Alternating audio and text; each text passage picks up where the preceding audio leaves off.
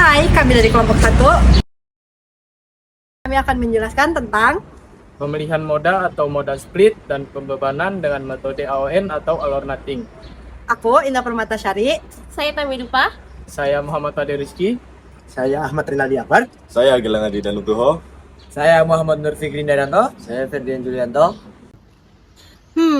Apa sih pemilihan moda atau moda split itu? Pemilihan moda atau moda split adalah proses untuk menentukan berapa banyak orang yang memilih moda transportasi tersebut. Contohnya sepeda motor, pejalan kaki, kendaraan umum, kendaraan pribadi, dan Gilang, AON itu apa sih? Jadi, AON itu adalah all or nothing, yaitu salah satu metode pembebanan lalu lintas yang digunakan dalam perencanaan transportasi, khususnya dalam mode 4 tahap, yaitu 4-step model pada tahap assignment atau pembebanan perjalanan ke jaringan jalan. Metode all or nothing adalah pendekatan pembebanan lalu lintas, di mana seluruh perjalanan dari suatu zona asal ke zona tujuan dibebankan hanya pada suatu rute tercepat atau terpendek berdasarkan waktu, jarak, maupun biaya, tanpa mempertimbangkan kemacetan atau kapasitas jalan. Oh, jadi gitu. Apa sih kekurangan dan kelebihan AON itu? Nah, jadi gini buat kamu atau kalian semua yang masih bingung sama kekurangan atau kelebihan AON. AON itu memiliki kelebihan yaitu dia itu metode yang sederhana dan cepat, serta cocok untuk perencanaan awal. Namun, dia masih memiliki kekurangan yaitu tidak realistis di kondisi lalu lintas yang nyata. Serta metode AON ini itu dia tidak mempertimbangkan kemacetan dan penggunanya diasumsikan bersikap sama. Jadi gitu. Untuk penjelasan dan studi kasus selanjutnya akan kita jelaskan di video selanjutnya. Ya, baiklah, ini adalah contoh studi kasus dari kami kelompok 1 mengenai pembebanan all or nothing. Di sini kami mengambil kasus dari laporan umum PKL Kota Tangerang tahun 2024. Berikut ini adalah filenya. Sudah terlihat jelas rekan-rekan? Baik, untuk penjelasan pertama akan disampaikan oleh rekan saya, Indah Permatasari. Kepada Indah dipersilakan.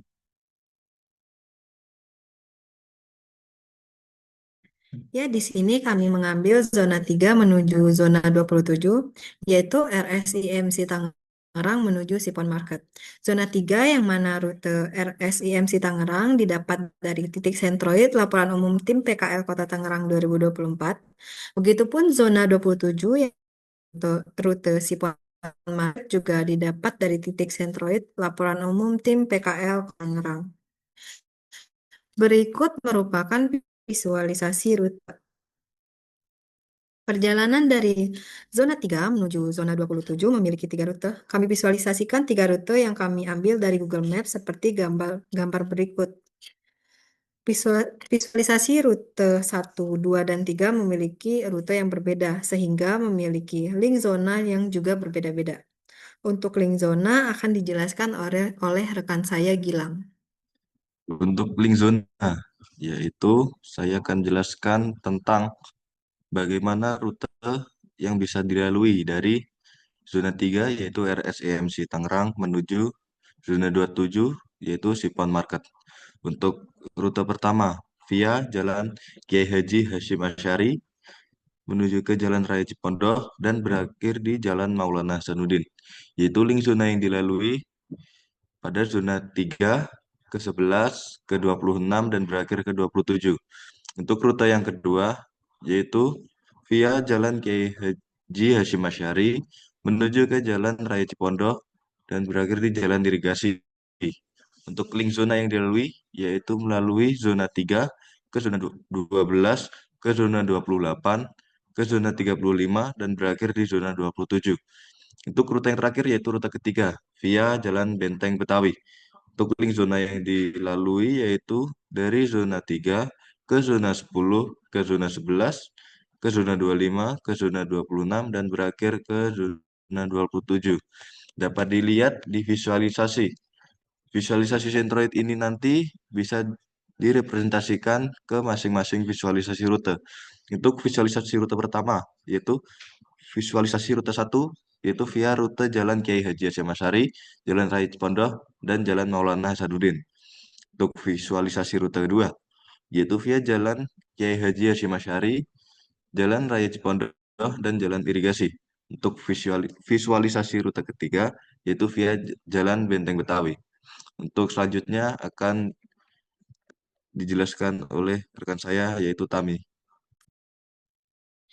Kemudian pada zona terhubung langsung, pada rute 1 terdapat 3 total zona terhubung langsung, yaitu dengan yang pertama rute 3 ke rute 11, kemudian dari zona 11 ke rute 26, kemudian dari zona 26 berakhir di zona 27. Kemudian pada rute kedua dengan total link zona terhubung langsung yaitu 4. Yang pertama dari zona 3 ke 12, kemudian zona 12 ke zona 28 ke zona 35, kemudian zona 35 berakhir ke zona 27. Kemudian rute 3 dengan total link zona terhubung langsung yaitu 5, yaitu dari zona 3 ke zona 10, zona 10 ke zona 11, zona 11 ke zona 25, zona 25 ke zona 26, dan zona 26 berakhir di zona 27. Berikutnya akan dijelaskan oleh rekan saya. Baik, setelah ini kita akan mengolah data, yaitu mendapatkan data dari OD populasi yang satuan natri per hari atau orang per hari itu diubah ke SMP per jam untuk bisa disamakan dengan satuan-satuan berikutnya, supaya antar kendaraan itu bisa disamakan satuannya. Nah, kita dapat dari mana datanya? Kita dapat dari analisis moda split.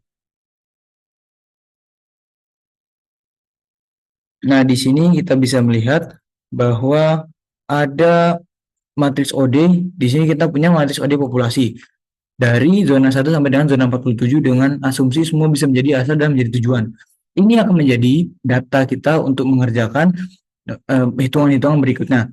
Setelah ini mau kita apakan datanya? Datanya akan kita split atau kita pecah per pemilihan moda. Pemilihan moda ini ada di laporan umum atau juga ada di database analisis mau split moda. Yaitu bisa dilihat di sini bahwasanya motor itu punya persentase paling tinggi yaitu 55%, dan untuk kendaraan yang lain bisa dilihat dibagi rata. Setelah kita tahu berapa persen per kendaraan yang melewati atau melaksanakan trip di Kota Tangerang, kita akan membagi lagi per kendaraan ya untuk diubah ke SME per jam agar bisa dijumlahkan secara bersama-sama. Nah, untuk yang pertama, kita akan mengambil sepeda motor.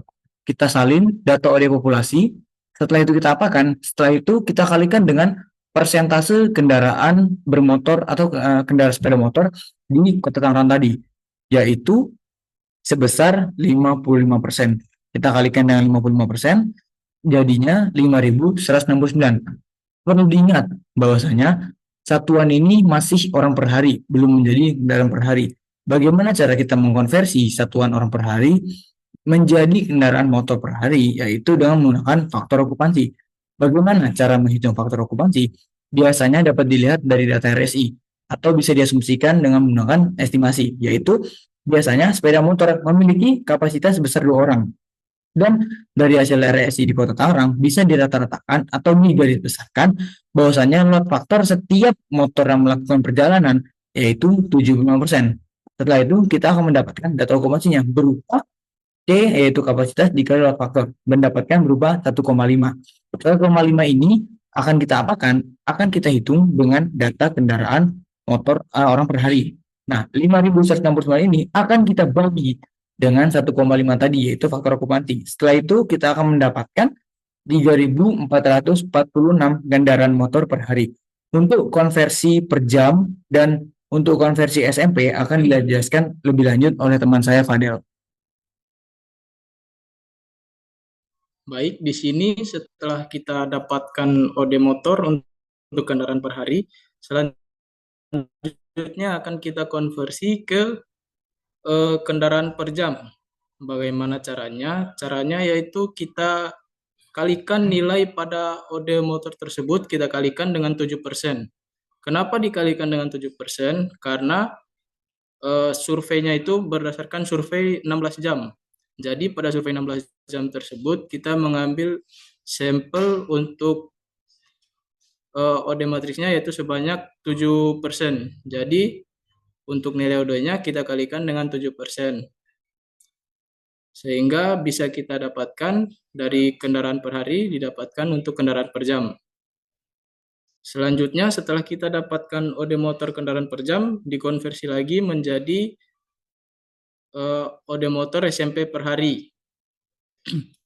Caranya bagaimana? Caranya yaitu kita kalikan nilai OD motor kendaraan per jam dengan IMP.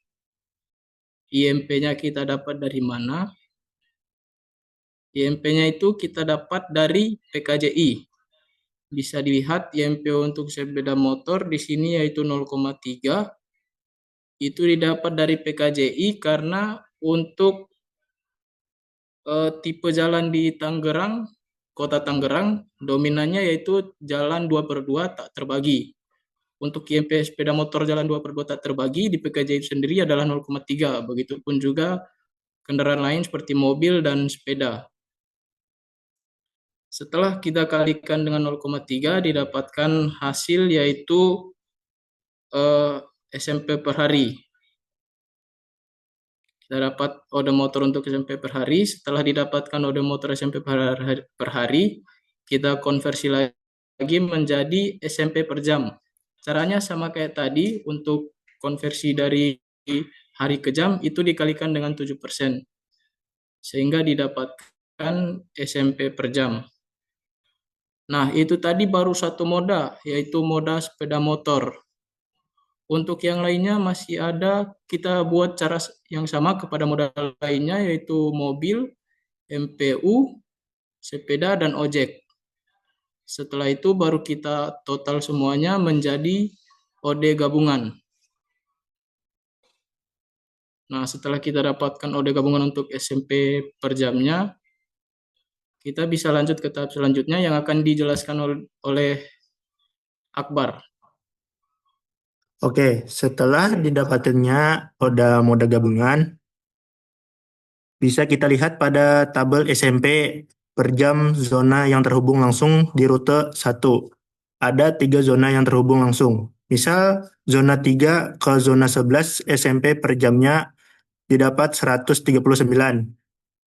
Terus zona 11 ke zona 26 SMP per jamnya 269.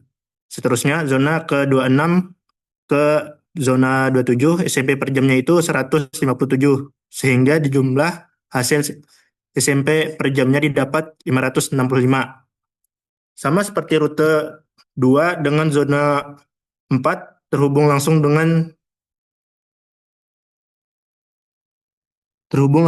jumlah. Ya, maksud dari saya Akbar di sini yaitu rute 2, 3 langsung terhubung ke 12, 12 langsung terhubung ke 28, 28 langsung terhubung ke 35, 35 langsung terhubung ke 27. Angka dari mana? Itu kita dapat dari moda gabungan. Ini kita bisa lihat karena tadi kita sedikit yang SMP itu sudah konversi. Kita cocokkan saja. Jadi kita mau 3 ke 11. Itu 139. Dapat dari mana? Kita cocokkan 3, 11, yaitu ketemu angka 139. Kita taruh di sini, begitu juga dengan semua trip yang lainnya. Setelah itu kita mendapatkan total sebesar 565, 887, dan 1019. Setelah itu untuk kesimpulan akan dijelaskan oleh teman saya Ferdian. Jadi untuk kesimpulannya adalah kami mengambil rute dari zona 3 ke zona 27. Terdapat 3 rute yang dilalui untuk menuju ke rute 27.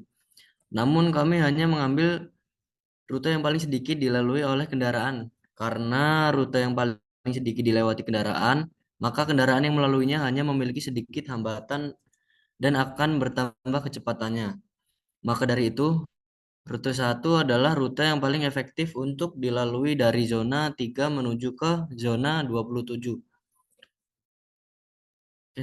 Terima Baik, kasih. sekian pemaparan dari kelompok kami. Semoga bermanfaat untuk dan bisa memberikan ilmu bermanfaat buat kita semua. Sampai berjumpa di lain waktu. Sekian dari kami. Selamat tinggal. Jadi, kesimpulannya adalah metode alternating analisis pembebanan lalu lintas adalah pendekatan yang mengasumsikan bahwa seluruh perjalanan dari asal ke tujuan akan memilih rute dengan waktu atau biaya yang paling minimum. Tanpa mempertimbangkan kemungkinan pembagian arus rute alternatif. Dari studi kasus yang dianalisis, metode alternating menunjukkan hasil yang sederhana dengan cepat dalam proses perhitungan, namun memiliki keterbatasan dalam merepresentasikan kondisi yang nyata di lapangan. Hal ini terlihat dari pembebanan lalu lintas yang cenderung terkonsentrasi pada satu jalur atau jalur terpendek, sehingga tidak memperhitungkan persebaran arus yang mungkin terjadi akibat kepadatan lalu lintas atau preferensi pengguna terhadap kenyamanan lalu lintas. Dengan demikian, faktor AON lebih tepat digunakan pada tahap awal perencanaan atau untuk jaringan yang belum mengalami kemacetan, yaitu metode incremental assignment atau user equilibrium untuk hasil yang lebih realistis pada kondisi jaringan yang kompleks dan padat. Terima kasih. Demikian penjelasan kami dari kelompok 1. Tentang pemilihan moda atau moda split dan pembebanan dengan metode alternating. Terima kasih buat yang sudah menonton. Kami pamit undur diri. See you.